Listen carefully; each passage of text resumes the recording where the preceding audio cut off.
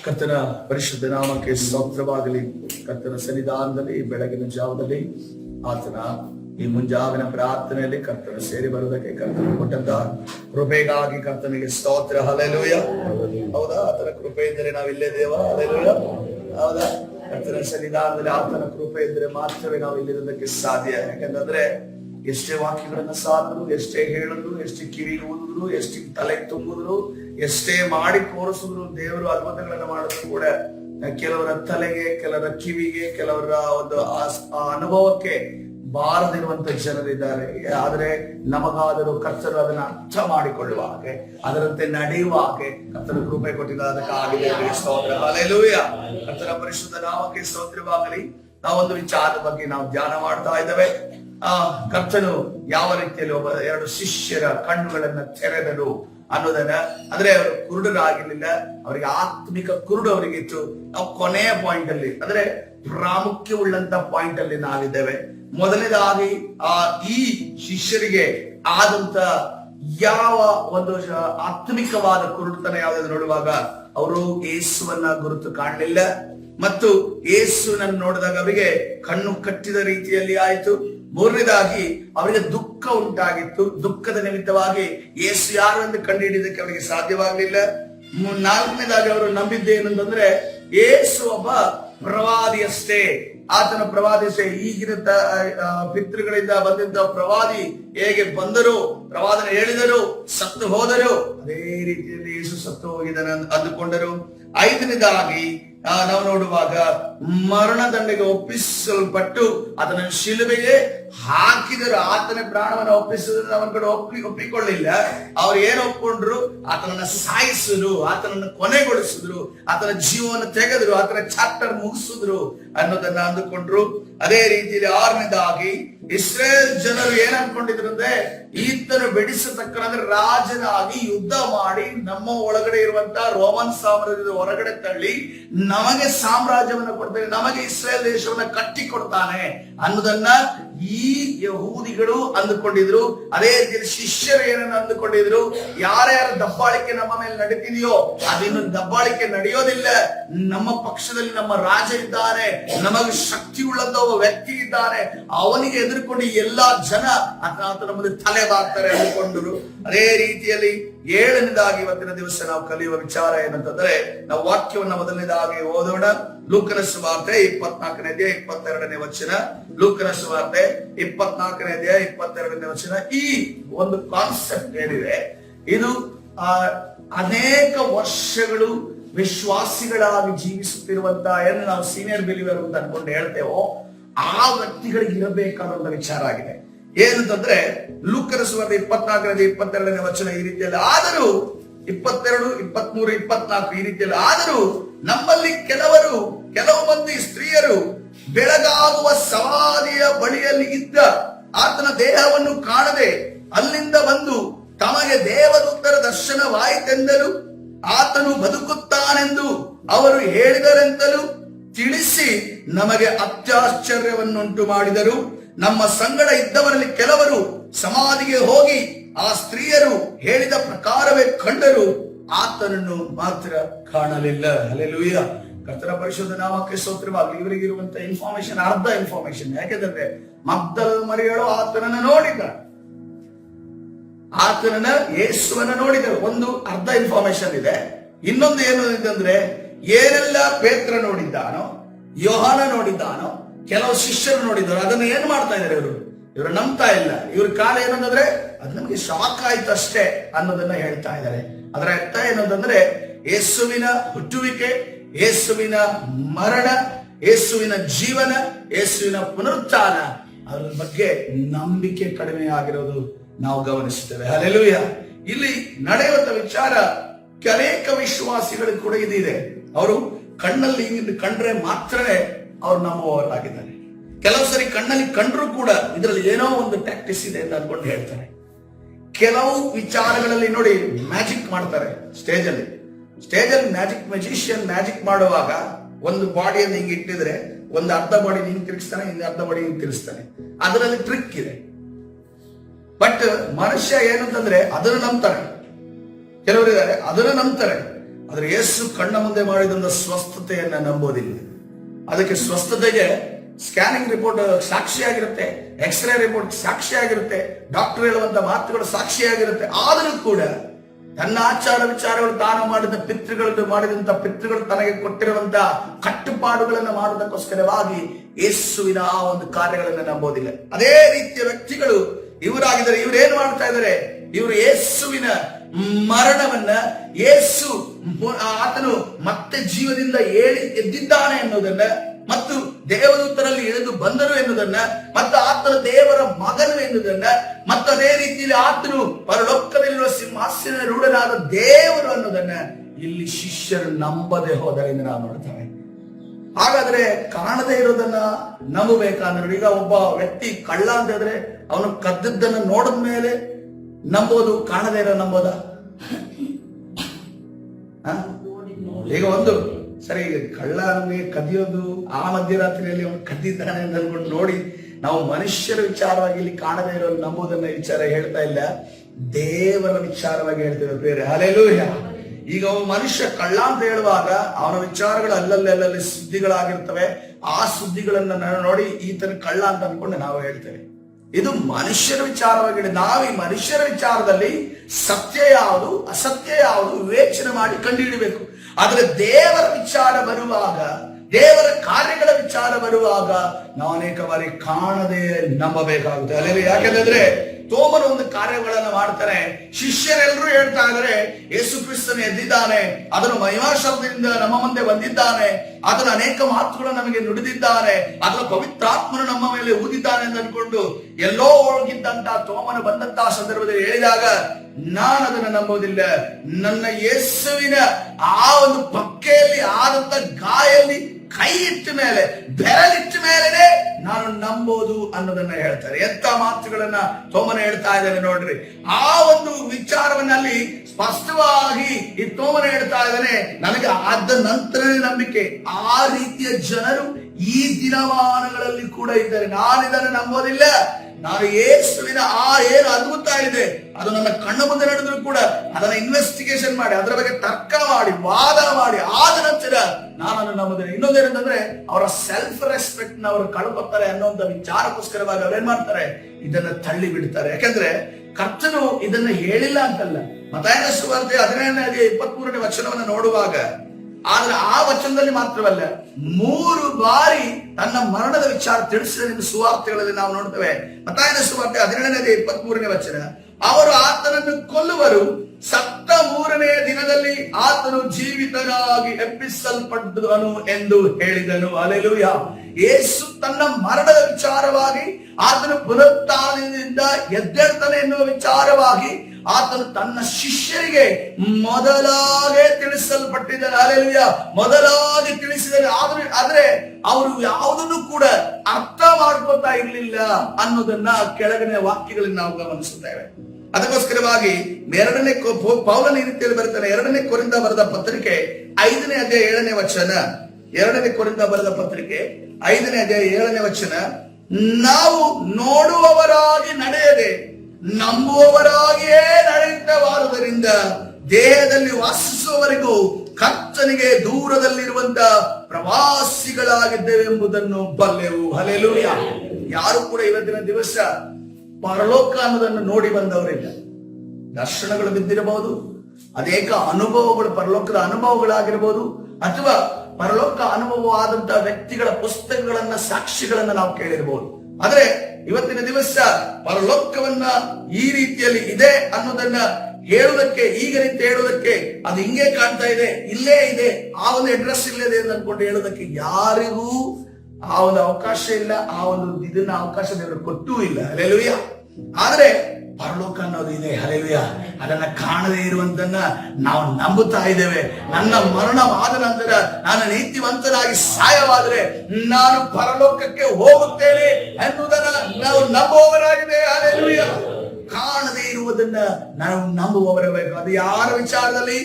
ಮನುಷ್ಯನ ವಿಚಾರದಲ್ಲಿ ಅಲ್ಲ, ದೇವರ ವಿಚಾರದಲ್ಲಿ. ಹಲ್ಲೆಲೂಯಾ.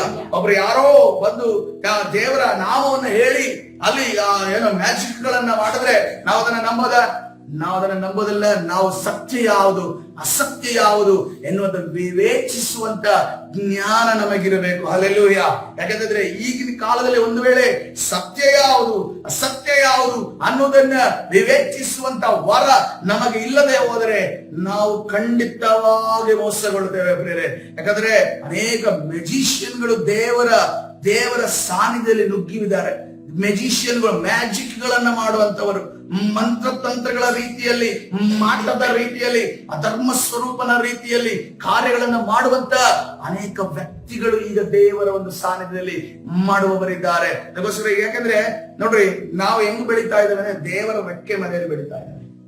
ಈ ನಮ್ಮ ಸಭೆ ದೇವರ ರೆಕ್ಕೆ ಮನೆಯಲ್ಲಿ ಬೆಳೀತಿದೆ. ನಾವು ಅನೇಕ ಬರ್ರಿ ನಮ್ಗೆ ಅನ್ಸುತ್ತೆ, ತಂದೆ ಒಬ್ಬ ಮಗುವನ್ನ ಅಲ್ಲಿ ಹೋಗ್ಬೇಡ, ಇಲ್ಲಿ ಹೋಗ್ಬೇಡ, ಅಲ್ಲಿ ಆಟ ಆಡಕ್ ಹೋಗ್ಬೇಡ, ಇಲ್ಲಿ ಆಟ ಆಡಕ್ ಹೋಗ್ಬೇಡ ಅಂತ ಅನ್ಕೊಂಡು ಹೇಳಿದಾಗ ಮಗುಗೆ ಏನ್ ಅನ್ಸುತ್ತೆ ಅಂದ್ರೆ, ನಮ್ಮ ಅಪ್ಪ ಯಾವಾಗ ನಮಗೊಂದು ಇರಿಟೇಟ್ ಮಾಡ್ತಾನಪ್ಪ, ಅಲ್ಲೂ ಹೋಗಕ್ ಬಿಡೋದಿಲ್ಲ, ಇಲ್ಲೂ ಹೋಗಕ್ ಬಿಡೋದಿಲ್ಲ, ಎಷ್ಟು ಚೆನ್ನಾಗಿರುತ್ತೆ ಅಲ್ಲಿ ಆಟ ಆಡಕ್ಕೆ, ಎಷ್ಟು ಚೆನ್ನಾಗಿರುತ್ತೆ ನಮ್ಮ ಫ್ರೆಂಡ್ಸ್ ಜೊತೆ ಇರೋದಕ್ಕೆ ಅಂತ ಅನ್ಕೊಂಡು. ಆದ್ರೆ ನೋಡ್ರಿ, ಬೇರೆ ಎಲ್ಲ ಏನಂದ್ರೆ ಅವರು ಸುತ್ತಾಡ್ತಾ ಇದಾರೆ, ಆಸನಿಡಿ ಸುತ್ತಾಡ್ತಾ ಇದ್ದಾರೆ. ಎಲ್ಲಿ ಮೀಟಿಂಗ್ ಇದ್ರೆ ಸುತ್ತಾಡೋದು, ಸೇವಕರು ಬಂದ್ರೆ ಸುತ್ತಾಡೋದು. ಒಂದು ಸಭೆ, ಒಂದು ಬೆಂಗಳೂರಲ್ಲಿ ಹೆಂಗೆ ಸಭೆಗಳು ಅವ್ರದೇ ವಿಶ್ವಾಸದಿಂದ ಅನ್ಕೊಂಡು ಹೇಳೋದಕ್ಕೆ ಸಾಧ್ಯ ಇಲ್ಲ. ಯಾಕಂದ್ರೆ ಈ ಸಂಡೆ ಒಂದರಲ್ಲಿ ಇರ್ತಾನೆ, ಮಧ್ಯದಲ್ಲಿ ಯಾವ್ದಾದ್ರು ಉಪವಾಸ ಮಾಡ್ತಾರೆ ಅದಕ್ಕೆ ಹೋಗ್ತಾನೆ, ಆನಂತರ ಶುಕ್ರವಾರ ಇನ್ನೊಂದು ಯಾವ್ದಾದ್ರು ರಿವೈವಲ್ ಮೀಟಿಂಗ್ ಇದ್ರೆ ಅದಕ್ಕೆ ಹೋಗ್ತಾನೆ, ಮತ್ತೆ ಯಾರಾದ್ರೂ ಫಾರಿನ್ ಇಂದ ಬಂದ್ರೆ ಒಬ್ಬ ಯಾರಾದ್ರೂ ಸೇವಕರು ಏನು ಸಮಸ್ಯೆ ಇಲ್ಲ, ಈ ವಿಶ್ವಾಸಿಗಳು ಅಲ್ಲೂ ಹೋಗ್ಬಿಡ್ತಾರೆ. ಜೀವಿತ ನೋಡಿದ್ರೆ ಏನೂ ಇಲ್ಲ, ಸುತ್ತಾಡೋದು. ಅದೇ ರೀತಿಯಲ್ಲಿ ಸುತ್ತಾಡುವಂತ ಜನರು ಈ ಒಂದು ಹಾಸನ ಪಟ್ಟಣದಲ್ಲಿ ಇದ್ದಾರೆ. ಅವ್ರು ಹೇಳ್ತಾ ಇರ್ತಾರೆ, ಬಂದು ಕೂಡಲೇ ಏನ್ ಹೇಳೋದಂದ್ರೆ, ಅಲ್ಲೊಂದು ಮೀಟಿಂಗ್ ಇದೆ, ಬಂದು ಹೋಗೋಣ, ಅಲ್ಲೊಂದು ಸೇವಕರು ಬರ್ತಾ ಇದ್ರೆ ಹೋಗೋಣ. ಸೇವಕರು ಬರ್ತಾರೆ, ದೇವರ ಪ್ರಸನ್ನತೆ ಬರುತ್ತೆ, ಎಲ್ಲ ಬರುತ್ತೆ. ಅದರಲ್ಲಿ ಸತ್ಯ ಇದ್ದನು, ಅಸತ್ಯ ಇದ್ದನು ನಿನಗಂತೂ ಗೊತ್ತಾಗೋದಿಲ್ಲ. ಆ ಒಂದು ಪ್ರಸನ್ನತೆ ಮಧ್ಯದಲ್ಲಿ ನೀರು ಬದಲಾವಣೆ ಆಗಿದ್ಯಾ ಅನ್ನೋದು ಪ್ರಾಮುಖ್ಯ ಆಗಿರೋದು. ನೀನು ಹಂಗೆ ಆ ಕಪ್ಪು ಹಿಡಿದಿರುವಂತ ಪಾತ್ರೆ ರೀತಿಯಲ್ಲಿ ಇದೆಯಾ, ಅಥವಾ ಶುದ್ಧವಾದ ಪಾತ್ರೆಯಲ್ಲಿ ಮಾರ್ಪಡ್ತಾ ಇದೆಯಾ ಅನ್ನೋದು ಪ್ರಾಮುಖ್ಯವಾಗಿರೋದು. ದೇವರ ವಾಕ್ಯವನ್ನು ರಿಸೀವ್ ಆಗಿ ನೀನು ಬದಲಾವಣೆ ಆಗ್ತಾ ಇದೆಯಾ, ನೀನು ಯಾರನ್ನ ಕ್ಷಮಿಸಿಲ್ವೋ ಅವರ ಬಳಿ ಹೋಗಿ ನೀನು ಕ್ಷಮಿಸ್ತಾ ಇದೀಯಾ, ಕ್ಷಮೆಯನ್ನು ಕೇಳ್ತಾ ಇದೀಯಾ ಅನ್ನೋದನ್ನ ಇವತ್ತಿನ ದಿವಸ ನಾವು ವಿವೇಚನೆ ಮಾಡಬೇಕಾಗಿದೆ. ಅದಕ್ಕೋಸ್ಕರವಾಗಿ ನೋಡ್ರಿ, ಅಬ್ರಹಾಮನ ವಿಚಾರವಾಗಿ ನೋಡುವಾಗ, ಒಂದು ವೇಳೆ ಅಬ್ರಹಾಮನಿಗೆ ದೇವರ ಸ್ವರ ಕೇಳದೆ ಹೋಗಿದ್ರೆ, ಆ ಒಂದು ಕೊನೆಯ ಮೂಮೆಂಟ್ ಅಲ್ಲಿ ಈಸಾಕರನ್ನ ಯಜ್ಞದ ಮೇಲೆ ಮಲಗಿಸಿದಾನೆ, ಕಟ್ಟಿಗೆಯನ್ನು ಹೊಚ್ಚಿದ್ದಾನೆ, ಇನ್ನೇನು ಯಜ್ಞವನ್ನ ಕೊಡಬೇಕು. ಒಂದು ವೇಳೆ ದೇವರ ಸ್ವರವನ್ನ ಅಬ್ರಹಾಮನ ಕೇಳದೆ ಹೋಗಿದ್ರೆ ಏನ್ ಅನಾಹುತ ನಡೆದು, ಒಬ್ಬ ಮಗ ಹುಟ್ಟಿದ್ದಾನೆ, ಆತನನ್ನ ಸಾಯಿಸುವಂತ ಒಂದು ದುಶ್ಯತ್ವಕ್ಕೆ ಅಬ್ರಹಾಮನು ಕೈ ಹಾಕ್ತಾ ಇದ್ದ. ಎರಡನೇದಾಗಿ ಬೇಲಾಮನನ್ನು ನೋಡುವಾಗ, ಬೀಳಾಮನಿಗೆ ಕತ್ತೆ ಕಾಣ್ತಾ ಇದೆ, ಕತ್ತೆ ದೇವದೂತನನ್ನ ಕಾಣ್ತಾ ಇದೆ. ಆದ್ರೆ ಬೀಳಾಮನಿಗೆ ಅದು ಅನುಭವ ಆಗ್ತಾ ಇಲ್ಲ. ಒಂದು ವೇಳೆ ಬೀಳಾಮನು ಹೊಡೆದು ಕತ್ತೆಯನ್ನು ಸಾಯಿಸಿದ್ರೆ ಅಲ್ಲಿ ಆಗಿರುವಂತಹ ಪರಿಸ್ಥಿತಿ ಏನು? ಇವತ್ತಿನ ದಿವಸ ನಾವು ವಿವೇಚಿಸಬೇಕು. ದೇವರು ನಮ್ಮ ಆತ್ಮಿಕ ಕಣ್ಣುಗಳು, ಆತ್ಮಿಕ ಕಿವಿಗಳು ದೇವರ ರಾಜ್ಯದಲ್ಲಿ, ದೇವರ ಒಂದು ನಂಬಿಕೆಯಲ್ಲಿ ಬಂದ ನಂತರ ತೆರೀದೇ ಹೋದ್ರೆ ಅನೇಕ ಅನಾಹುತಗಳನ್ನು ನಾವು ಎದುರಿಸಬೇಕಾಗಿದೆ. ಪೌಲನ ನೋಡ್ರಿ, ಪೌಲನ ವಿಚಾರ ಬಂದಾಗ ಮಾರ್ಕನ ವಿಚಾರದಲ್ಲಿ ಆತನು ಒಂದು ಮಿಸ್ಅಂಡರ್ಸ್ಟ್ಯಾಂಡಿಂಗ್ ಅನ್ನ ಮಾಡ್ತಾನೆ. ಆತನ ಸೇವೆಗೆ ಯೋಗ್ಯನಲ್ಲ ಅಂತ ಅಂದುಕೊಳ್ತಾನೆ. ಆದ್ರೆ ಅಲ್ಲಿ ನಡೆದಿರೋ ವಿಚಾರಣೆ ಬೇರೆ. ಬಾರ್ನಬನಿಗೆ ಇದು ತಿಳಿದಿತ್ತು, ಇದರ ಮಧ್ಯದಲ್ಲಿ ನಿಂತಿದ್ದ ಬಾರ್ನಬನಿಗೆ ತಿಳಿದಿತ್ತು. ಆವಾಗ ಪೌಲನ್ ಏನ್ ಮಾಡ್ತಾನೆ, ಆ ಸಮಯದಲ್ಲಿ ಅವನಿಗೆ ಮ್ಯಾನೇಜ್ ಮಾಡೋದಕ್ಕಾಗೋದಿಲ್ಲ. ಅದರ ಕಾರಾಗೃಹದಲ್ಲಿರುವ ಒಂದು ಮಾತನ್ನು ಹೇಳ್ತಾನೆ, ನನಗೆ ಮಾರ್ಕನು ಆ ಸೇವೆಯಲ್ಲಿ ನನಗೆ ಉಪಯೋಗವಾಗಿದ್ದ, ಅವನನ್ನು ಕರೆದುಕೊಂಡು ಬರುವುದಕ್ಕೆ ಮರಿಬೇಡ ಅಂತ ಅನ್ಕೊಂಡು. ಹಲ್ಲೆಲೂಯಾ. ಅನೇಕ ಬಾರಿ ತಪ್ಪಾದ ನಿರ್ಧಾರಗಳು ನಮ್ಮ ಜೀವಿತದಲ್ಲಿ ನಡೆಯುತ್ತದೆ. ಆದ್ರೆ ನಾವು ಇವತ್ತಿನ ದಿವಸ ಅದನ್ನ ವಿವೇಚಿಸಬೇಕು, ಅದನ್ನ ನಾವು ಕರೆಕ್ಟ್ ಮಾಡಬೇಕು, ಆದಷ್ಟು ಬೇಗ ಕರೆಕ್ಷನ್ ಮಾಡಬೇಕು. ಯಾಕಂತಂದ್ರೆ ನೋಡ್ರಿ, ಈ ನಮಗೆ ನೋಡಿ ಪೇತ್ರನನ್ನ ನೋಡ್ರಿ, ಪೇತ್ರ ಅದ್ಭುತ ಆಗೋದಿದೆ, ಆದ್ರೆ ಆಗುತ್ತೆ ಅಂತ ಅನ್ಕೊಂಡು ಅವನಿಗೂ ಗೊತ್ತಿಲ್ಲ, ಸುತ್ತಲಿರುವಂತ ಜನರಿಗೂ ಗೊತ್ತಿಲ್ಲ. ಆದ್ರೆ ಯೇಸು ಸ್ವಾಮಿಗೆ ಮಾತ್ರ, ಭವಿಷ್ಯವನ್ನ ಕಂಡಂತ ಯೇಸು ಕ್ರಿಸ್ತನಿಗೆ ಮಾತ್ರ ಗೊತ್ತು. ಆದ್ರೆ ಅವನೊಂದು ಮಾತನ್ನ ಹೇಳ್ತಾನೆ, ನಿನ್ನ ಮಾತಿನ ಮೇಲೆಗೆ ನಾನು ಬಲೆಯಲ್ಲಾಗ್ತಾ ಇದ್ದೇನೆ. ಹಲ್ಲೆಲೂಯಾ. ಈ ರೀತಿಯಲ್ಲಿ ಅದ್ಭುತವನ್ನ ಕಾಣದೆ ದೇವರ ಕಾರ್ಯಕ್ಕೆ ಮುಂದಾಗುವುದು ಬಹಳ ಪ್ರಾಮುಖ್ಯ. ಹಲ್ಲೆಲೂಯಾ. ಕರ್ತನ ಪರಿಶುದ್ಧ ನಾಮಕ್ಕೆ ಸ್ತೋತ್ರ ಇರಲಿ. ಪೌಲನು ನೋಡ್ರಿ, ಆತನ ಪರಲೋಕವನ್ನ ನೋಡಿಲ್ಲ, ಯೇಸುವನ್ನ ನೋಡಿಲ್ಲ, ಅದನ್ನು ಪ್ರಾರಂಭದಲ್ಲಿ ರಕ್ಷಣೆ ಹೊಂದುವಾಗ ಅಪೊಸ್ತಲರನ್ನು ನೋಡಿಲ್ಲ, ಯೆರೂಸಲೇಮಿನಲ್ಲಿ ನಡೆದಂತ ವಿಚಾರಗಳನ್ನು ಕಿವಿಯಲ್ಲಿ ಕೇಳಿಸಿಕೊಂಡಿದ್ದಾನೆ. ದೂರದ ಎಲ್ಲೋ ನಡೆದಿದೆ. ಯಾಕಂದ್ರೆ ಪ್ರತ್ಯಕ್ಷದರ್ಶಿಯಾಗಿ ಯೇಸುವಿನ ಮರಣವನ್ನು ನೋಡಿದಂತ ವ್ಯಕ್ತಿ ಯಾರು? ಯೋಹಾನನು ಮಾತ್ರ ಆಗಿದ್ದಾನೆ. ಅಲ್ಲಿ ಎಷ್ಟು ಇಂಚಿನ ಮೊಳೆ ಹೊಡೆಯಲ್ಪಡಿತು, ಯಾವ ಭಾರವಾದ ಶಿಲುಬೆಯನ್ನು ಹೊತ್ತರು, ಅದೇ ರೀತಿಯಲ್ಲಿ ಎಷ್ಟು ರಕ್ತವು ಸುರಿಯಿತು, ಎಷ್ಟು ಮೊಳೆಗಳು ಆತನಿಗೆ ಹೊಡೆಯಲ್ಪಟ್ಟವು, ಎಷ್ಟು ಚಾಟಿಯ ಹೊಡೆತಗಳು ಆತನಿಗೆ ಬಿದ್ದವು ಅನ್ನುವುದನ್ನ ಪ್ರತ್ಯಕ್ಷದರ್ಶಿಯಾಗಿ ನೋಡಿದಂತವನು ಯೋಹಾನನಾಗಿದ್ದಾನೆ. ಆದ್ರೆ ಪೌಲನು ಇದನ್ನು ನೋಡಿಲ್ಲ. ಆದ್ರೆ ಪೌಲನು ಕಾಣದೇ ಇರುವುದನ್ನು ನಂಬಿದನು ಎಂದು ನಾವು ನೋಡ್ತೇವೆ. ಹಲ್ಲೆಲೂಯಾ. ಇವತ್ತಿನ ದಿವಸ ನಾವು ಕೂಡ ಪೌಲನ ರೀತಿಯಲ್ಲೇ ನಾವಿದ್ದೇವೆ. ನಾವು ಕಾಣದೇ ಇರುವುದನ್ನ ನಾವು ಯೇಸುವಿನ ವಿಚಾರವಾಗಿ ನಂಬುವಾಗ ದೇವರು ನಮ್ಮ ಜೀವನದಲ್ಲಿ ದೊಡ್ಡ ಕಾರ್ಯವನ್ನ ಮಾಡುವಾತನಾಗಿದೆ. ಹಲ್ಲೆಲೂಯಾ. ಸುಸೈಡ್ ಮಾಡುವವನಿಗೆ, ಆತ್ಮಹತ್ಯೆ ಮಾಡುವವನಿಗೆ ಅವನ ಮನಸ್ಸಿನಲ್ಲಿ ಏನಿರುತ್ತೆ?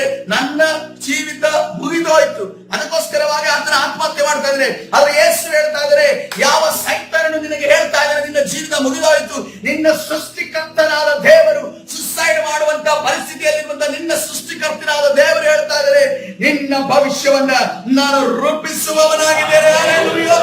ಹಲ್ಲೆಲೂಯಾ. ಯಾಕಂದ್ರೆ ಈ ಕಾಣದೇ ಇರುವುದನ್ನು ನಂಬಬೇಕಾದ್ರೆ ನಮ್ಮಲ್ಲಿ ಕೆಲವು ಕ್ಯಾರೆಕ್ಟರ್ಗಳಿವೆ. ಯಾವುದದು ನೋಡುವಾಗ ಮೊದಲನೇದಾಗಿ ದೇವರ ವಾಕ್ಯದ ಮೇಲೆ, ದೇವರ ಕಾರ್ಯದ ಮೇಲೆ ನಮಗೆ ನಂಬಿಕೆ ಇರಬೇಕು. ದೇವರ ವಾಕ್ಯವನ್ನು ಓದುವುದು ಮಾತ್ರವಲ್ಲ, ದೇವರ ವಾಕ್ಯವನ್ನು ಹೇಳೋದು ಮಾತ್ರ ಅಲ್ಲ, ದೇವರ ವಾಕ್ಯವನ್ನು ಪ್ರಾರ್ಥನೆಯಲ್ಲಿರುವಂತಹ ಸಂದರ್ಭದಲ್ಲಿ ನಾವು ಹೇಳೋದು ಮಾತ್ರ ಅಲ್ಲ, ಆ ವಾಕ್ಯಗಳನ್ನು ನಾವು ನಂಬಬೇಕು. ಹಿಜ್ಕೀಯನ ಕಾಲದಲ್ಲಿ ಆತನು ಪತ್ರವನ್ನು ತೆರೆದು ಪ್ರಾರ್ಥನೆ ಮಾಡ್ತಾನೆ. ಏನ್ ನಿರೀಕ್ಷೆ ಇದೆ ಅವನಿಗೆ? ಏನ್ ನಿರೀಕ್ಷೆ ಇದೆ ಅವನಿಗೆ? ನನ್ನ ದೇವರು ನನಗೋಸ್ಕರ ಯುದ್ಧ ಮಾಡ್ತಾನೆ. ಹಲ್ಲೆಲೂಯಾ. ಯುದ್ಧ ಆಗುತ್ತೆ ಅಂತ ಅವನಿಗೆ ಗೊತ್ತಿರಲಿಲ್ಲ. ದೇವದೂತರನ್ನ ನನಗೋಸ್ಕರ ದೇವದೂತರನ್ನ ಕಳಿಸ್ತಾನೆ ಅಂದ್ಕೊಂಡು ದೇವರ ಬಗ್ಗೆ ಆತನ ಅರ್ಥ ಮಾಡಿಕೊಂಡಿಲ್ಲ. ಹೇಗೋ ದೇವರು ನನ್ನನ್ನು ಬಿಡಿಸ್ತಾನೆ, ಹೇಗೋ ತನ್ನ ಜನರನ್ನ ದೇವರು ಕಾಪಾಡ್ತಾನೆ ಅಂತ ಅಂದ್ಕೊಂಡು ಹಿಜ್ಕೀಯ ಆ ನಂಬಿಕೆ ಇದ್ರೆ ಪತ್ರವನ್ನ ತೆರೆದು ನಂಬಿಕೆಯಿಂದ ಪ್ರಾರ್ಥನೆ ಮಾಡುವಾಗ ಪರಲೋಕದ ಸೈನ್ಯ, ಪರಲೋಕದ ದೇವದೂತನು ಆತನಿಗೋಸ್ಕರ ಇಳಿದು ಬಂದನ ಪ್ರಿಯರೇ. ಹಲ್ಲೆಲೂಯಾ. ಇವತ್ತಿನ ದಿವಸ ನಮ್ಮ ಜೀವಿತದಲ್ಲಿ ನಂಬಿಕೆ ಯಾಕೆ, ಅದ್ಭುತ ಯಾಕೆ ನಡೀತಾ ಇಲ್ಲ ಅಂತಂದ್ರೆ ಹಿಜ್ಕೀಯನಲ್ಲಿ ಇದ್ದಂತ ನಂಬಿಕೆ ನಮ್ಮಲ್ಲಿಲ್ಲ. ಹಲ್ಲೆಲೂಯಾ. ಹಿಜ್ಕೀಯನಲ್ಲಿರುವಂತ ನಂಬಿಕೆ ನಮ್ಮಲ್ಲಿರುವುದಾದ್ರೆ ನಿನ್ನ ಸಮಸ್ಯೆಯನ್ನು ದೇವರ ಮುಂದೆ ತೆರೆದಿಡು. ದೇವರು ನಿನ್ನಗೋಸ್ಕರ ಯುದ್ಧ ಮಾಡಲು ಸಿದ್ಧರಿದ್ದಾರೆ. ಹಲ್ಲೆಲೂಯಾ. ನೀನು ದೇವರ ವಾಕ್ಯವನ್ನು ನಂಬಿ ನೀನು ದೇವರ ಮುಂದೆ ನಿನ್ನ ಎಲ್ಲ ಸಮಸ್ಯೆಗಳನ್ನು ತೆರೆದಿರೋದಾದ್ರೆ ಕರ್ತನು ದೊಡ್ಡ ಅದ್ಭುತವನ್ನ ಮಾಡುವಾತನಾಗಿದ್ದಾನೆ. ಹಲ್ಲೆಲೂಯಾ. ಕರ್ತನ ಪರಿಶುದ್ಧ ನಾಮಕ್ಕೆ ಸ್ತೋತ್ರವಾಗಲಿ. ನೋಡ್ರಿ, ಈ ಊರು ತಿಳಿಯದ, ಕೇರಿ ತಿಳಿಯದ, ಜನ ತಿಳಿಯದ ಈ ಊರಿಗೆ ನಾನು ಬರುವಂತ ಸಂದರ್ಭದಲ್ಲಿ ನನ್ನನ್ನ ಯಾವ್ದು ನಡೆಸಿದೆ ಎಂದು ನೋಡುವಾಗ ಕಾಣದೇ ಇರುವುದನ್ನ ನಾವು ನಂಬಿದಾಗ, ಹಲ್ಲೆಲೂಯಾ, ಹಲ್ಲೆಲೂಯಾ. ಯಾಕಂದ್ರೆ ಈ ದುಷ್ಟರು, ಮೋಸಗಾರರು ತುಂಬಿದಂತ ಈ ಲೋಕದಲ್ಲಿ ನಾವು ಮನುಷ್ಯರನ್ನ ನಂಬಿ ಬರುವುದಕ್ಕೆ ಸಾಧ್ಯವಿಲ್ಲ. ನಾವು ದೇವರ ಒಬ್ಬನನ್ನೇ ನಂಬುವುದಕ್ಕೆ ಸಾಧ್ಯ. ಬೇರೆ ಯಾವಾಗ ದೇವರನ್ನು ನಂಬಿ ನಾವು ಕಾಲಿಡುತ್ತೇವೋ ಆ ಜಾಗ ನಮ್ಮದು, ಆ ವ್ಯಕ್ತಿಗಳು ನಮ್ಮವರಾಗುತ್ತಾರೆ. ಕರ್ತನ ಪರಿಶುದ್ಧ. ಎರಡನೇದಾಗಿ ನಾವು ದರ್ಶನ ನೋಡುವಂತ ಆತ್ಮಿಕ ದೃಷ್ಟಿ ನಮ್ಮಲ್ಲಿರಬೇಕು. ದರ್ಶನ, ದೇವರ ಒಂದು ದರ್ಶನ ಕೊಡುವಂತ ಆತ್ಮಿಕ ದೃಷ್ಟಿ ನಮ್ಮಲ್ಲಿರಬೇಕು. ಆತ್ಮಿಕ ದೃಷ್ಟಿ ನಮಗಿಲ್ಲ ಅಂತಂದ್ರೆ ಏನು ಬೇಕಾದ್ರೂ ನಡೆಯುತ್ತೆ, ಏನು ಬೇಕಾದ್ರೂ ಪ್ರಾಬ್ಲಮ್, ಸಮಸ್ಯೆಗಳು ಬರ್ತವೆ. ಅದನ್ನ ಯಾವುದೂ ಕೂಡ ಮುನ್ಸೂಚನೆ ನಮಗಿರೋದಿಲ್ಲ. ನೋಡ್ರಿ, ಕೊರೋನಾ ವಿಚಾರವಾಗಿ ನಮಗೆ ಅನೇಕ ಸೇವಕರು ಕೂಡ ಮುನ್ಸೂಚನೆ ಕೊಟ್ಟಿದ್ರು. ಅದರ ವಿಚಾರವಾದ ಪ್ರವಾದನೆಗಳನ್ನು ನುಡಿದ್ರು. ಮುಂದೆ ಒಂದು ರೋಗ ಬರುತ್ತೆ, ಮುಂದೆ ಒಂದು ರೋಗ ಬರುತ್ತೆ, ಮುಂದೆ ಒಂದು ರೋಗ ಬರುತ್ತೆ. ಆದ್ರೆ ಅನೇಕ ನಮ್ಮ ಸಭೆ ಹೇಗಿತ್ತಂದ್ರೆ ಸಿದ್ಧ ಆಯ್ತು, ಒಂದ್ ಸ್ವಲ್ಪ ದಿನ ಆದ್ಮೇಲೆ ಸಿದ್ಧ ಆಯ್ತು. ಆದ್ರೆ ಸ್ಟಾರ್ಟಿಂಗ್ ಅಲ್ಲಿ ಒಂದ್ ಸ್ವಲ್ಪ ಗಲಿಬಿಲಿ ಆಯ್ತು. ಹ್ಯಾಂಡಲ್ ಮಾಡಕ್ಕೆ ನಮ್ಗೆ ಆಗ್ಲಿಲ್ಲ. ಏನೋ ಒಂದು ದೊಡ್ಡ ರೋಗ ಬಂದಿದೆ, ಏನೋ ಒಂದು ದೊಡ್ಡ ಅನಾಹುತ ನಡೀತಿದೆ, ಏನೋ ಒಂದು ಆಗುತ್ತೆ ಅನ್ನುವ ರೀತಿಯಲ್ಲಿ ಗಲಿಬಿಲಿಗಳು ಪ್ರಾರಂಭ ಆಯ್ತು. ಆದ್ರೆ ದೇವರು ಮುಂದಾಗಿ ತಿಳಿಸಿದ್ದಾನೆ, ಈ ರೀತಿಯ ಒಂದು ರೋಗಗಳು ಬರ್ತವೆ, ಈ ರೀತಿಯ ರೋಗಗಳು ಬಂದಾಗ ಈ ರೀತಿಯಲ್ಲಿ ನೀವು ಸಿದ್ಧರಾಗ್ರಿ. ಬಟ್ ಕೊನೆಗೆ ಮಧ್ಯದಲ್ಲಿ ನಾವು ಏನಕ್ಕೆ ಸಿದ್ಧ ಆಗಿದ್ವಿ ಅಂತಂದ್ರೆ, ಸಭೆ ಬಂದಾಗಿದ್ಯಾ, ಜನರು ಬರ್ತಾ ಇಲ್ವಾ, ಮನೆಗಳೇ ಒಂದೊಂದೊಂದು ಸಭೆಗಳಾಗಬೇಕು. ಹಲ್ಲೆಲೂಯಾ. ಆ ಒಂದು ಜೂಮ್ ಮೀಟಿಂಗ್ ಅಲ್ಲಿ ನಾವು ಎಲ್ಲರ ಜೊತೆ ನಾವು ಪ್ರಾರ್ಥನೆ ಹಾಸ್ಪಿಟಲ್ಗಳ ಮುಖಾಂತರವಾಗಿ ಝೂಮ್ ಅಲ್ಲಿ ಜಾಯ್ನ್ ಆಗ್ತಾ ಇದ್ರು, ಮನೆಗಳಲ್ಲಿ ಮುಖಾಂತರವಾಗಿ ಝೂಮ್ ಅಲ್ಲಿ ಜಾಯ್ನ್ ಆಗ್ತಾ ಇದ್ರು. ಇಲ್ಲಿಯವರು ಮಾತ್ರವಲ್ಲ, ಹೊರಗಡೆ ಪಟ್ಟಣದವರು ಕೂಡ ನಮ್ಮ ಜೊತೆ ಝೂಮ್ ಅಲ್ಲಿ ಜಾಯ್ನ್ ಆಗಿ ಅನೇಕ ಜನರು ಆ ಕಷ್ಟದ ಕಾಲದಿಂದ ಹೊರಗಡೆ ಬಂದಿರೋದುಂಟು. ದೇವರ ಕೃಪೆ ಏನಂದ್ರೆ ನಮ್ಮ ಸಭೆಯಲ್ಲಿ ಯಾವ ವ್ಯಕ್ತಿಗಳು ಕೊರೋನಾದಲ್ಲಿ ಸಾಯದಂತೆ ಕರ್ತನ ಕೃಪೆ ಮಾಡಿದರಲ್ಲ, ಅದಕ್ಕಾಗಿ ದೇವರಿಗೆ ಸ್ತೋತ್ರ. ಇದು ಕೊನೆಯಲ್ಲ, ಇನ್ನೂ ಕೂಡ ಅನೇಕ ರೋಗಗಳು ಬರ್ಲಿಕ್ಕಿದೆ, ಇನ್ನೂ ಕೂಡ ಕಷ್ಟದ ದಿನಗಳು ಬರ್ಲಿಕ್ಕಿದೆ. ಆದ್ರೆ ಒಂದನ್ನು ತಿಳಿದುಕೊಳ್ಳ್ರಿ, ನಿನ್ನ ದೇಹ ನಾಶವಾದರೂ ಕೂಡ ನಿನ್ನ ಆತ್ಮ ಪರಲೋಕದಲ್ಲಿರ್ತದೆ. ಅದಕ್ಕೋಸ್ಕರ ಏನೇ ಬರಲಿ, ನನ್ನ ಯೇಸುವನ್ನು ನಾನು ಬಿಡೋದಿಲ್ಲ, ನನ್ನ ಯೇಸುವಿಗೋಸ್ಕರ ನಿಲ್ಲುತ್ತೇನೆ ಎನ್ನುವಂತ ಧೈರ್ಯ, ಎನ್ನುವಂತ ಒಂದು ಆಲೋಚನೆ ನಮ್ಮಲ್ಲಿರಬೇಕಾಗಿದೆ. ಹಲ್ಲೆಲೂಯಾ. ಮೂರನೇದಾಗಿ ನಾವು ದರ್ಶನವುಳ್ಳವರಾಗಬೇಕು. ದೇವ ದರ್ಶನ, ಯಾಕಂದ್ರೆ ದೇವ ದರ್ಶನವುಳ್ಳವರಾಗಬೇಕು. ಸಂತನನ್ನು ಕೂಡ ಅನೇಕ ದರ್ಶನವನ್ನು ಕೊಟ್ಟು ನಮಗೆ ಬೇಕಾಗಿರೋ ರೀತಿಯಲ್ಲಿ ಕೊಡ್ತಾರೆ. ಯಾಕಂದ್ರೆ ನಮಗೆ ಯಾವಾಗ ದೇವರು ಯೇಸು ಕ್ರಿಸ್ತರು ನಮಗೆ ಬೇಕಾದ ರೀತಿಯಲ್ಲಿ ಇರಬೇಕು ಅಂತ ಅನ್ಕೊಂಡು ಯಾವಾಗ ಇರುತ್ತೆ. ಯಾಕಂದ್ರೆ ಒಬ್ಬರಾದ್ರ ವಿಶ್ವಾಸ ಅಂತ ಹೇಳಿದ್ರೆ, ಸತ್ಯ ಸಭೆಯಲ್ಲಿ ಸತ್ಯ ಆರಾಧನೆಯಲ್ಲಿ ನಾವು ಹೋಗ್ಬೇಕು ಅಂತ ಅನ್ಕೊಂಡು ಹೇಳಿದಾಗ ಅವ್ರು ಹೇಳ್ತಾರಂತೆ, ನನಗೆ ಸತ್ಯ ಸಭೆ ಸತ್ಯ ಆರಾಧನೆ ಬೇಡ, ಈ ರೀತಿಯ ಆರಾಧನೆ ಬೇಕು. ಅಂದ್ರೆ ಆ ಪ್ರವಾದನೆಗಳನ್ನು ಹೇಳಿ, ಫ್ಯೂಚರ್ ಹೇಳಿ, ಕಡಿ ಹೇಳುವ ರೀತಿಯಲ್ಲಿ ತಲೆ ಮೇಲೆ ಕೈ ಇಟ್ಟುಕೊಳ್ಳೆ ಏನೇನೋ ಬಾಯಲ್ಲಿ ಒದರುವಂತ ಆ ಒಂದು ಆರಾಧನೆ ನನಗೆ ಬೇಕು. ಯಾಕಂದ್ರೆ ಯಾಕೆ ಬೇಕು ಅಂತಂದ್ರೆ, ಆ ಒಂದು ಕಡಿ ಕೇಳುವಂತ ಅಥವಾ ಪ್ರವಾದನೆಯನ್ನು ಕೇಳುವಂತ ಆ ಒಂದು ಕ್ಯಾರೆಕ್ಟರ್ ನಮ್ಮಲ್ಲಿ ಇರೋದಂತ, ಅದನ್ನ ಬಿಟ್ಟು ಬಿಡಬೇಕು. ನಮಗೆ ದೇವರು ಹೇಳುವವನಾಗಿದ್ರೆ ದೇವರು ನಿನ್ನ ಬಳಿಗೆ ಬರ್ತಾನೆ, ಆತನು ನಿನಗೆ ತಿಳಿಸುವವನಾಗಿದ್ದಾನೆ. ಹಲ್ಲೆಲೂಯಾ. ಕರ್ತನ ಪರಿಶುದ್ಧ ನಾಮಕ್ಕೆ ಸ್ತೋತ್ರವಾಗಿ. ನೋಡ್ರಿ, ಪ್ರಾರಂಭದಲ್ಲಿ ನನ್ನ ಸೇವೆಗೆ ನಾನು ರಕ್ಷಣೆ ಹೊಂದಿದಂತ ಸಂದರ್ಭದಲ್ಲಿ ನನಗೆ ಏನು ಗೊತ್ತಿಲ್ಲ, ಈ ಸೇವಕರಂದ್ರೆ ಯಾರು, ವಿಶ್ವಾಸಿಗಳಂದ್ರೆ ಯಾರು, ಇವ್ರು ಯಾಕೆ ಕೈ ಎತ್ತಿ ಪ್ರಾರ್ಥನೆ ಅಂದ್ರೆ ಚಪ್ಪಾಳೆ ಯಾಕೆ ಆಗ್ತಾ ಇದ್ದಾರೆ, ಒಬ್ಬೆ ಹೊಡಿತಿದ್ದಾರೆ ಯಾಕೆ, ಇವ್ರಿಗೆ ಏನ್ ಅನುಭವ ಆಗ್ತಿದೆ, ಇವ್ರಿಗೆ ಒಳಗಡೆ ಏನ್ ಕರೆಂಟ್ ಪಾಸ್ ಆಗ್ತಿದೆ ಅನ್ನೋದು ನನಗೆ ಗೊತ್ತಿಲ್ಲ. ಮೀಟಿಂಗ್ ಅಲ್ಲಿ ನಿಂತಿರೋ ಸಂದರ್ಭದಲ್ಲಿ ನೇರವಾಗಿ ಒಬ್ಬ ಸೇವಕರು ನನ್ನನ್ನು ಕರೆದು ಆ ಒಂದು ಪರ್ಪಲ್ ಟಿ ಶರ್ಟ್ ಅನ್ನು ಹಾಕಿರುವಂತ ಮತ್ತು ಕಾಲರ್ ಗ್ರೇ ಇರುವಂತ ವ್ಯಕ್ತಿಯನ್ನ ಮೇಲೆ ಸ್ಟೇಜ್ಗೆ ಕರೀರಿ ಅಂತ ಅಂದಾಗ ಅವರು ನನ್ನ ವಿಚಾರ, ಈಗ ಏನ್ ನಾನು ಇದ್ದೀನೋ, ಈಗ ನನ್ನ ಪರಿಸ್ಥಿತಿ ಏನಿದೆಯೋ ಅದರ ವಿಚಾರವಾಗಿ ನನಗೆ 10 ವರ್ಷಗಳ ಹಿಂದೆ ತಿಳಿಸಿದ್ರು. 10 ವರ್ಷಗಳ ಹಿಂದೆ ತಿಳಿಸಿದ್ರು. ನಮ್ಮ ಫ್ಯಾಮಿಲಿ ಅವರು ನಮ್ಮನ್ನ ಕಟ್ಟಿ ಹಾಕ್ತಾರೆ, ಅವನನ್ನು ನಾನು ಹೊರಗಡೆ ತರ್ತೇನೆ ಅನ್ನೋದನ್ನ ದೇವರು ಆಗಲೇ ಪ್ರವಾದಿಸಿದ್ರ. ಪ್ರೇರೆ, ಪ್ರವಾದನೆ ಅನ್ನೋದು ನೀನು ಮೂಲೆಯಲ್ಲಿ, ಈ ಲೋಕದ ಯಾವುದೇ ಮೂಲೆಯಲ್ಲಿ ಕುತ್ಕೋ, ಯಾವ ದ್ವೀಪದಲ್ಲಿ ಬೇಕಾದ್ರೆ ಕುತ್ಕೋ, ದೇವರು ನಿನ್ನ ಜೊತೆ ಮಾತನಾಡಬೇಕು. ದೇವರು ನಿನಗೆ ಪ್ರವಾದನೆಯನ್ನು ಕೊಡಬೇಕಂದ್ರೆ ದೇವರು ತಾನೇ ನಿನ್ನ ಬಳಿ ಬರುವಾತನಾಗಿದೆ. ಯಾಕಂದ್ರೆ ಬಾಲಕನಾದ ಯೆರೆಮೀಯನಿಗೆ ಪ್ರವಾದನೆ ಉಂಟಾಗ್ತಾ ಇದೆ. ಆ ಬಾಲಕನ ಮೇಲೆ ದೇವರು ಕನಿಕರ ತೋರಿಸಿ ಅಲ್ಲಿ ಪ್ರವಾದನೆಯನ್ನ ಮಾಡಿದ್ದನ್ನ ನಾವು ಗಮನಿಸಿದ್ದೇವೆ. ಪ್ರೇರೆ, ನಮ್ಮ ಕೆಲವರದ್ದು ಸ್ವಭಾವ ಏನಾಗಿದೆ ಅಂತಂದ್ರೆ, ಪ್ರವಾದನೆಯನ್ನ ಕೇಳ್ಕೊಂಡು ಯಾವಾಗ ಪ್ರವಾದನೆ ಏನ್ ಮಾಡ್ತಾರೆ, ಅವರು ಒಳ್ಳೇದು ಯಾವುದು ಅದನ್ನೇ ಹೇಳ್ತಾರೆ. ಅದು ಕನ್ಫರ್ಮ್ ಇಲ್ಲ, ಒಳ್ಳೇದು ಯಾವುದು ಅದನ್ನೇ ಹೇಳ್ತಾರೆ. ಇಲ್ಲ ಅಂತಂದ್ರೆ ಆ ಒಂದು ಸಿಚುವೇಶನ್ ಗಳನ್ನ ಕೇಳಿ ಅರ್ಥ ಮಾಡ್ಕೊಂಡು ಹಿಂಗಿರ್ಬಹುದೋ ಏನೋ, ಹಿಂಗಾಗ್ಬೋದೋ ಏನೋ ಅಂತ ಅನ್ನೋ ರೀತಿಯಲ್ಲಿ ಸಸ್ಪೆಕ್ಟ್ ಹೇಳುವಂತ ಸೇವಕರುಗಳು ಈ ದಿನ ಮಾಡಿ. ಅದಕ್ಕೋಸ್ಕರ ಬಹಳ ಎಚ್ಚರಿಕೆ. ಯಾಕಂದ್ರೆ ಅನೇಕ ಜನರ ರೀಸೆಂಟ್ಲಿ ದೇವರು ಪ್ರವಾದನೆ ಹೇಳಿದ್ದಾರೆ ಅಂತ ಅನ್ಕೊಂಡು ಮದುವೆ ಆಗಿ ಪ್ರವಾದನೆ ನಿಮಿತ್ತವಾಗಿ ಜೀವನವನ್ನ ಕಳೆದುಕೊಂಡು ಈಗ ಡಿವೋರ್ಸ್ ಮಟ್ಟಕ್ಕೆ ತಂದು ನಿಂತಿರುವಂತ ಘಟನೆಗಳು ಅನೇಕ ಜೀವಿತದಲ್ಲಿ ನಡೀತಾ ಇದೆ. ಈ ಬೇಕಾ ಜೀವನ, ಬೇಕಾ ಪ್ರವಾದನೆ. ಕರ್ತನು ದೇವರ ವಾಕ್ಯವನ್ನು ಕೊಟ್ಟು ನೀನು ಪವಿತ್ರನಾಗಿ ಪರಿಶುದ್ಧನಾಗಿ ನಿಂತರೆ ದೇವರು ತನ್ನಂತಾನೆ ದೇವರು ನಿನ್ನನ್ನು ಆಶೀರ್ವಾದ ಮಾಡುವಾತನಾಗಿದೆ. ಹಲ್ಲೆಲೂಯಾ. ಅದಕ್ಕೋಸ್ಕರವಾಗಿ ಅಂದ್ರೆ ನಾನು ಪ್ರವಾದನೆ ಹೀನೈಸ್ತಾ ಇಲ್ಲ, ಸತ್ಯ ಸೇವಕರು ನುಡಿಯುವಂತ ಪ್ರವಾದನೆಗಳನ್ನ ಹೀನೈಸಿಲ್ಲ. ಯಾಕಂದ್ರೆ ನನ್ನ ಜೀವಿತದಲ್ಲಿ ನಾನು ಆ ವ್ಯಕ್ತಿಯನ್ನ ಪ್ರವಾದಿಯಿಂದ ಯಾವಾಗ ನಾನು ದೃಢೀಕರಿಸಿ ಅಥವಾ ಅವರನ್ನು ನಂಬದೇ ಇದ್ದಾದ್ರೆ ನನ್ನ ಜೀವಿತದಲ್ಲಿ ಯಾವಾಗ ಅದು ನೆರವೇರುತ್ತೋ ಆವಾಗ ನಾನು ಅವರು ನಿಜವಾದ ಪ್ರವಾದಿಯನ್ನು ಅನ್ಕೊಂಡು ನಾನು ನಂಬಿದೆ. ನೀವು ಒಬ್ಬ ಪ್ರವಾದಿಯನ್ನ ಯಾವಾಗ ಚೆಕ್ ಮಾಡಬಹುದು ಅಂತಂದ್ರೆ, ನನ್ನ ಜೀವಿತದಲ್ಲಿ ಅದೇ ರೀತಿಯಲ್ಲಿ ಎಕ್ಸಾಕ್ಟ್ಲಿ ಅವರು ಪರ್ಫೆಕ್ಟ್ ಆಗಿ ಹೇಳಿದ ರೀತಿಯಲ್ಲಿ ನಡೆಯಿತು ಅಂದ್ರೆ ಮಾತ್ರ ಆತನು ನಿಜವಾದ ಪ್ರವಾದಿ. ಯಾಕಂದ್ರೆ ದೇವರ ವಾಕ್ಯ ಕೂಡ ಅದೇ ಪ್ರವಾದನೆ ಅದನ್ನು ಹೇಳುವವನು ಸತ್ಯವಾದಂದ್ರೆ ಅದನ್ನ ಪ್ರವಾದನೆ ನೆರವೇರುತ್ತಂದ್ರೆ ಅದನ್ನು ನಂಬಿರಿ ಅಂತ ಕೂಡ ದೇವರ ವಾಕ್ಯ ನಮಗೆ ಸ್ಪಷ್ಟವಾಗಿ ಹೇಳ್ತದೆ. ಹಲ್ಲೆಲೂಯಾ. ಮೂರನೇದಾಗಿ ಪವಿತ್ರಾತ್ಮನ ಅನುಭವ, ಆತನ ಸ್ಪರ್ಶ ನಮಗಿರಬೇಕು.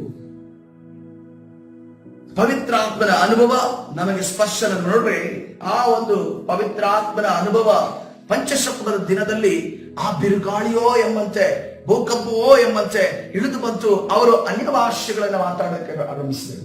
ಈ ಅನ್ಯ ಭಾಷೆಯನ್ನ ಮಾತಾಡೋದಕ್ಕೆ ಪ್ರಾರಂಭಿಸಿದಾಗ ಮಗುವಿನ ರೀತಿಯ ಸ್ವಭಾವ ನಮಗಿರಬೇಕು. ಕೆಲವು ಸಲ ದೇವರು ಮುಟ್ತಾರೆ, ನಮಗೆ ಕೆಲವು ಅನುಭವಗಳನ್ನು ಕೊಡ್ತಾರೆ. ಆದ್ರೆ ಆ ಅನುಭವವನ್ನು ರಿಸೀವ್ ಮಾಡುವಂತ, ಅದನ್ನ ಅರ್ಥ ಮಾಡಿಕೊಳ್ಳುವಂತ ಕೆಪಾಸಿಟಿ ನಮ್ಮಲ್ಲಿರೋದಿಲ್ಲ. ಅದಕ್ಕೋಸ್ಕರವಾಗಿ ನಾವು ಹೊಂದಿಕೊಳ್ಳೋದಿಲ್ಲ. ಅದಕ್ಕೋಸ್ಕರವಾಗಿ ಇವತ್ತಿನ ದಿವಸದಿಂದ ಪರಿಶುದ್ಧಾತ್ಮನಿಗೆ ಅವಕಾಶ ಕೊಡೋಣ. ನಾವು ದೇವರ ಸನ್ನಿಧಾನದಲ್ಲಿ ಆತ್ಮಭರಿತರಾಗಿ, ನೋಡ್ರಿ, ಹಂಗಾಗುತ್ತೆ ಹಿಂಗಾಗುತ್ತೆ ಅಂತ ಪರಿಶುದ್ಧಾತ್ಮನ ಮುಟ್ಟಿದಾಗ ನಾನು ಹೇಳೋದಿಲ್ಲ. ಬಟ್ ನಿಮ್ಗೊಂದು ಅನ್ಯೂಷಲ್ ಅನುಭವ ನಿಮ್ಗೆ ಆಗ್ತದೆ. ನೋಡಿ, ಒಂದು ಸಭೆಯಲ್ಲಿ ಈ ರೀತಿ ನಡೀತಂತೆ. ಹೇಗೆ ಅಂತಂದ್ರೆ, ಒಬ್ಬ ವ್ಯಕ್ತಿ ಸೇವಕರನ್ನ ನಾಶ ಮಾಡೋದಕ್ಕೆ ಅಥವಾ ಚೂರಿಯಿಂದ ಚುಚ್ಚಿ ಸಾಯಿಸೋದಕ್ಕೆ ಸಭೆಯಲ್ಲಿ ಬಂದು ಕೂತಿದ್ದಾನೆ. ಸಭೆಯಲ್ಲಿ ಬಂದು ಕೂತವನು ಇಲ್ಲೆಲ್ಲ ಆರಾಧನೆ ನಡೀತಾ ಇದೆ, ಅವನ ಟೆರರಿಸ್ಟ್, ಅವನು ಭಯೋತ್ಪಾದಕ, ಅವನು ಸೇವಕರನ್ನ ಸಾಯಿಸೋದಕ್ಕೆ ಅಂದ್ಕೊಂಡು ಬಂದಿರುವಂತ ಸಮಯದಲ್ಲಿ ಆರಾಧನೆ ನಡೀತಾ ಇದೆ. ಆರಾಧನೆ ನಡೆಯುವ ಸಮಯದಲ್ಲಿ ಎಲ್ಲರೂ ಕೂಡ ಅನ್ಯ ಭಾಷೆಯಲ್ಲಿ ಮಾತನಾಡಬೇಕು ಬರೋದು. ಆದ್ರೆ ಅಲ್ಲಿ ಒಂದು ಸ್ತ್ರೀ, ಆಕೆ ಅನ್ಯ ಭಾಷೆಯಲ್ಲಿ ಶಕ್ತವಾಗಿ ಮಾತಾಡಿದಾಗ, ಬೇರೆ ಭಾಷೆಯಲ್ಲಿ ದೇವರನ್ನ ಸ್ತುತಿಸಿದಾಗ, ದೇವರನ್ನ ಮಹಿಮೆ ಪಡಿಸಿದಾಗ ಎಲ್ಲ ಆರಾಧನೆ ಮುಗಿತು, ಎಲ್ಲ ಸ್ಟಾಪ್ ಆಯ್ತು. ಆ ವ್ಯಕ್ತಿ ನೇರವಾಗಿ ಸೇವಕರ ಬಳಿ ಬಂದು ಪ್ರಾರ್ಥನೆ ಮಾಡಿಸ್ಕೊಳಕ್ ಬರ್ತಾನಂತೆ. ಬಂದಂತ ಸಂದರ್ಭದಲ್ಲಿ ಆತನ ಹೇಳ್ತಾನಂತೆ, ನಾನಿಲ್ಲಿ ಆರಾಧನೆ ಮಾಡೋದಕ್ಕೆ ಬಂದಿದ್ದಲ್ಲ, ನಾನು ಇಲ್ಲಿ ಸ್ತೋತ್ರ ಮಾಡೋದಕ್ಕೆ ಬಂದಿದ್ದಲ್ಲ, ನಾನು ನಿಮ್ಮನ್ನು ಕೊಲ್ಲೋದಕ್ಕೆ ಬಂದಿರೋದು. ಆದ್ರೆ ನನ್ನನ್ನ ಒಬ್ಬ ಸ್ತ್ರೀ ನನ್ನ ವಿಚಾರವಾಗಿ ಹೇಳ್ತಾ ಇದ್ಲು, ನನ್ನ ಭವಿಷ್ಯದ ವಿಚಾರವಾಗಿ, ನಾನು ಮಾಡುವಂತ ವಿಚಾರ ನಾನು ಏನನ್ನ ಆಲೋಚನೆ ಅದನ್ನೆಲ್ಲ ಹೇಳೋದಕ್ಕೆ ಸ್ಟಾರ್ಟ್ ಮಾಡಿದ್ಲು. ಅದಕ್ಕೋಸ್ಕರವಾಗಿ ನನಗೆ ಈ ಕಾರ್ಯವನ್ನು ನನಗೆ ಮಾಡೋದಕ್ಕಾಗದೆ, ಇದು ಹೇಗೆ ಸಾಧ್ಯ ಅನ್ನೋ ಆಶ್ಚರ್ಯಗೊಂಡು ನಾನು ನನ್ನನ್ನು ಸಮರ್ಪಣೆ ಮಾಡಿದೆ. ಈಗ ಯೇಸುವನ್ನ ನಾನು ನಂಬಿದ್ದೀನಿ ಅಂತ ಹೇಳ್ತಾರೆ. ಆಗ ಯಾರಪ್ಪ ಸ್ತ್ರೀ ಅನ್ಕೊಂಡು ಹೇಳಿದಾಗ ಮಧ್ಯದಿದ್ದ ಆಕೆಯನ್ನು ಕರೀತಾರೆ.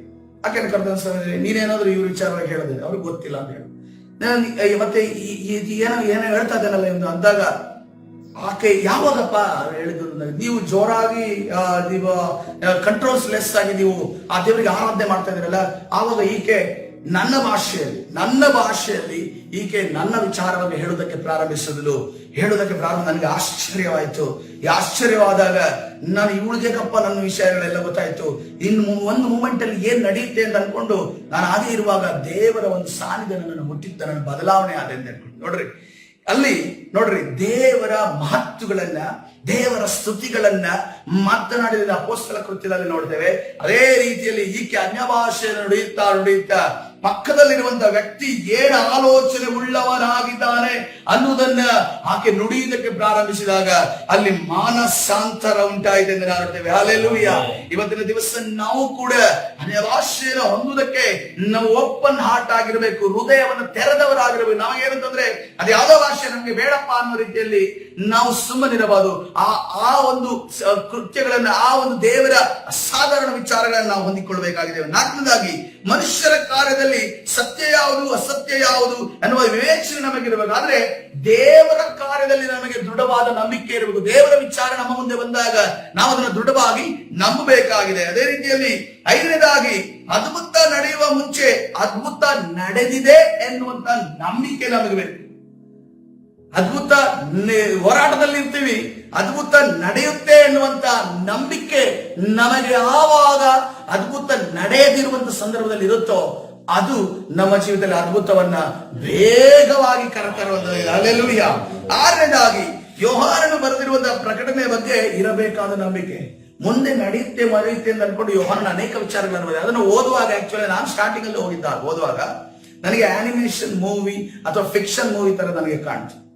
ಅದನ್ನ ನಾನು ಇಮ್ಯಾಜಿನೇಷನ್ ಮಾಡ್ತಾ ಓದುವಾಗ, ಆದ್ರೆ ಅದು ಯಾವುದೇ ರೀತಿಯ ಅನಿಮೇಷನ್ ಮೂವಿ ಅಲ್ಲ, ಫಿಕ್ಷನ್ ಮೂವಿ ಅಲ್ಲ, ಅದು ಮುಂದೆ ನಡೆಯಬೇಕಾದಂತಹ ಕಾರ್ಯಗಳಾಗಿದ್ದಾವೆ.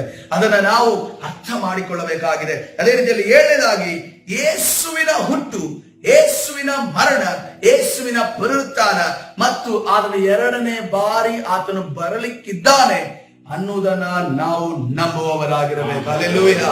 ಅನೇಕ ಜನರಿಗೆ ಏನಂತಂದ್ರೆ ಯೇಸುವಿನ ಹುಟ್ಟಾಗಿದೆ, ಮರಣ ಆಗಿದೆ, ಪುನರುತ್ಥಾನ ಆಗಿದೆ, ಎರಡನೇ ಸಾರಿ ಬರೋದಲ್ಲ ಬೇಡ. ಯಾಕಂದ್ರೆ ಈ ಲೋಕ ಫಿನಿಶ್ ಆಗುತ್ತಲ್ಲ, ಈ ಲೋಕದಲ್ಲಿರುವಂತ ಎಲ್ಲಾ ಸಂತೋಷ ಹೋಗ್ಬಿಡುತ್ತಲ್ಲ ಒಂದೇ ಸರಿ, ಅಥವಾ ತಾನು ಪರಲೋಕ ಹೋಗೋದಿಲ್ಲ ಅನ್ನೋದಂತ ವಿಚಾರ ಅನೇಕ ಸೇವಕರು ಏನ್ ಸಾರ್ತಾ ಇದ್ದಾರೆ ಅಂತಂದ್ರೆ ಯೇಸುವಿನ ಬರವಣ ಇನ್ನೂ ದೂರ ಇದೆ. ಯಾಕಂದ್ರೆ ಅವರಲ್ಲಿ ಎಲ್ಲಾ ಈ ಲೋಕದ ಆಡಂಬರಗಳನ್ನ ಅವರು ಅನುಭವಿಸ್ಬೇಕಲ್ಲ, ಸಂತೋಷ ಪಡಬೇಕಲ್ಲ, ಲೋಕದ ಆಡಂಬರದಲ್ಲಿ ಜೀವಿಸ್ಬೇಕಲ್ಲ ಅಂತ ಅನ್ಕೊಂಡು ಅದನ್ನ ದೂರ ತಳ್ತಾ ಇದ್ದಾರೆ. ಆದ್ರೆ ದೇವರ ತಡ ಮಾಡೋದಿಲ್ಲ. ನಾನು ಬೇಗನೆ ಬರುತ್ತೇನೆ ಅಂತ ಅನ್ಕೊಂಡು ಆತನು ವಾಗ್ದಾನ ಮಾಡಿದ್ದಾನೆ. ಅದನ್ನು ಬೇಗನೆ ಬರಲಿಕ್ಕಿದ್ದಾನೆ. ಹಲ್ಲೆಲೂಯಾ. ಅದನ್ನು ಸಿದ್ಧರಾದನ್ನು ಕರೆದುಕೊಂಡು ಹೋಗೋದಕ್ಕೆ ಬರ್ತಿದ್ದಾನೆ. ಹಲ್ಲೆಲೂಯಾ. ಎಲ್ಲರನ್ನ ಸಿದ್ಧ ಮಾಡಿ ಪರಲೋಕದಲ್ಲಿ ಕೂಡಾಕೋದಕ್ಕೆ ಅದನ್ನು ನೋಡ್ತಾ ಇಲ್ಲ. ಅದನ್ನು ಸಿದ್ಧರಾದವರನ್ನ ಅದನ್ನ ಯಾಕಂದ್ರೆ 10 ಕನ್ನಿಕರ ವಿಚಾರವಾಗಿ ಮಾತನಾಡ್ತಾ ಇದ್ದೇವೆ. 5 ಕನ್ನಿಕರು ಎಣ್ಣೆಯನ್ನ ತೆಗೆದುಕೊಂಡು ಸಿದ್ಧರಾಗಿರ್ತಾರೆ. 5 ಕನ್ನಿಕರು ಅವರ ಎಣ್ಣೆ ಇಲ್ಲದೆ ಮತ್ತೆ ತರುವುದಕ್ಕೆ ಹೋದಾಗ ಬಾಗಿಲು ಮುಚ್ಚಲ್ಪಟ್ಟಿತ್ತು. ಆದ್ರೆ ದೇವರು ಈ ಬಿಟ್ಟು ಹೋದಂತ 5 ಕನ್ನಿಕೆಯರ ಬಗ್ಗೆ ಏನಾದ್ರೂ ಕನ್ಸರ್ನ್ ನಾವು ನೋಡ್ತಾ ಇದೀವ? ಅವರ ಬಗ್ಗೆ ಇರುವಂತಹ ಕರುಣೆಯನ್ನು ನಾವು ನೋಡ್ತಾ ಇದ್ದೇವ? ಅವರ ಬಗ್ಗೆ ಇರುವಂತಹ ದಯೆಯನ್ನು ನಾವು ನೋಡ್ತಾ ಇದ್ದೇವೆ? ಇಲ್ಲ. ಯಾಕಂದ್ರೆ ಅವರು ಸಿದ್ಧರಾಗಿಲ್ಲ, ಅವರನ್ನು ಬಿಟ್ಟು ಬಿಟ್ಟರು. ಅದೇ ರೀತಿಯಲ್ಲಿ ಕರ್ತನು ಕೂಡ ಆ ದಿನಮಾನಗಳಲ್ಲಿ ಕೆಲವರನ್ನ ಬಿಡುವ ಆತನಾಗಿದ್ದಾನೆ. ಆದ್ರೆ ಬಿಡಲ್ಪಟ್ಟವರಲ್ಲಿ ನಾವಿರಬಾರದು, ಕರೆಯಲ್ಪಟ್ಟವರಲ್ಲಿ, ಕರೆದುಕೊಂಡು ಹೋಗಲ್ಪಡುವವರ ಗುಂಪಲ್ಲಿ ನಾವಿರಬೇಕಾಗಿದೆ. ಹಲ್ಲೆಲೂಯಾ. ಅದಕ್ಕೋಸ್ಕರವಾಗಿ ಕೊನೆಯದಾಗಿ ಇವತ್ತಿನ ದಿವಸ ಟಾಪಿಕ್ ಅನ್ನು ಮುಗಿತಾ ಇದ್ದೇವೆ. ಈ ಶಿಷ್ಯರು ಕೊನೆಗೆ ಇದೆಲ್ಲ ಆದ್ಮೇಲೆ ಕಣ್ಣು ತೆರೆದ ಮೇಲೆ, ರೊಟ್ಟಿ ತಿಂದು ಕಣ್ಣು ತೆರೆದ ಮೇಲೆ ಲೂಕನ ಸುವಾರ್ತೆ 24:31 ವಚನದಲ್ಲಿ ಈ ರೀತಿಯಲ್ಲಿ ಹೇಳಲ್ಪಟ್ಟಿದೆ, ಆತನು ದಾರಿಯಲ್ಲಿ ನಮ್ಮ ಸಂಗಡ ಮಾತಾಡಿದಾಗಲೂ ಗ್ರಂಥಗಳ ಅರ್ಥವನ್ನು ನಮಗೆ ಬಿಚ್ಚಿ ಹೇಳಿದಾಗಲೂ ನಮ್ಮ ಹೃದಯವು ನಮ್ಮಲ್ಲಿ ಕುದಿಯುತ್ತಲ್ಲವೇ ಎಂದು ಹೇಳಿಕೊಂಡು 35ನೇ ವಚನ, ಇದನ್ನು ಕಂಡು ಅವರು ದಾರಿಯಲ್ಲಿ ನಡೆದ ಸಂಗತಿಯನ್ನು ರೊಟ್ಟಿ ಮುರಿಯೋದರಲ್ಲಿ ತಾವು ಆತನ ಗುರುತು ಹಿಡಿದೆವೆಂಬುದನ್ನು ವಿವರಿಸಿದರು. ಹಲ್ಲೆಲೂಯಾ.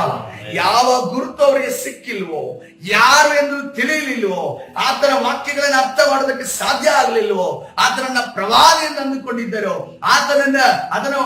ಆತನ ಮರಣವನ್ನ ವಿಚಾರವಾಗಿ ಬೇರೆ ರೀತಿಯ ಅನುಭವ ಅವರಿಗಿತ್ತು. ಅದೆಲ್ಲವೂ ಬದಲಾಗಿ ಅವರು ಏನ್ ಹೇಳ್ತಾ ಇದ್ದಾರೆ?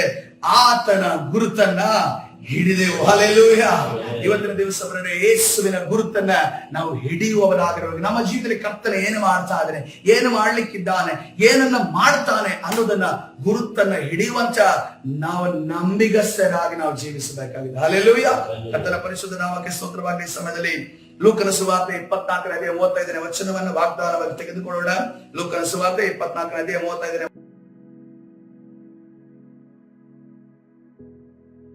ಕರ್ತನ ಪರಿಶುದ್ಧ ನಾಮಕ್ಕೆ ಸ್ತೋತ್ರವಾಗಲಿ. ಸಮಯದಲ್ಲಿ ಪ್ರಾರ್ಥನೆ ಮಾಡಿಕೊಳ್ಳೋಣ. ಪರಿಶುದ್ಧನಾದ ದೇವರೇ, ನಿನ್ನ ನಾಮಕ್ಕೆ ಸ್ತೋತ್ರವಾಗಲಿ. ಕರ್ತನೆ ಯಾವುದು ಸ್ವಾಮಿ, ಕರ್ತನೆ ಈ ದಿವಸ ಕರ್ತನೆ ನಾವು ಕಣ್ಣು ತೆರೆಯಲ್ಪಟ್ಟವರಾಗ ಅನೇಕ ಜನರು ಕರ್ತನೆ ವರ್ಷಾನುಗಟ್ಟಲೆಯಿಂದ ನಾವು ನಿನ್ನನ್ನು ಸೇವಿಸ್ತಾ ಇದ್ದೇವಲ್ಲ ಸ್ವಾಮಿ.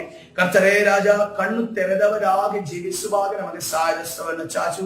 ನಾವು ನಿನ್ನನ್ನು ಗುರುತು ಹಿಡಿಯುವ ಹಾಗೆ, ನಿನ್ನನ್ನು ಕೇವಲ ವೈದ್ಯನಾಗಿಯೂ ಪ್ರವಾದಿಯಾಗಿಯೂ ಕರ್ತನೆ ನಿನ್ನ ಅದ್ಭುತಗಳನ್ನ ಮಾಡುವವನಾಗಿಯೂ ಅರ್ಥೈಸಿಕೊಳ್ಳದೆ ನೀನು ನಮ್ಮ ತಂದೆಯಾಗಿದೆ ಕರ್ತನೆ.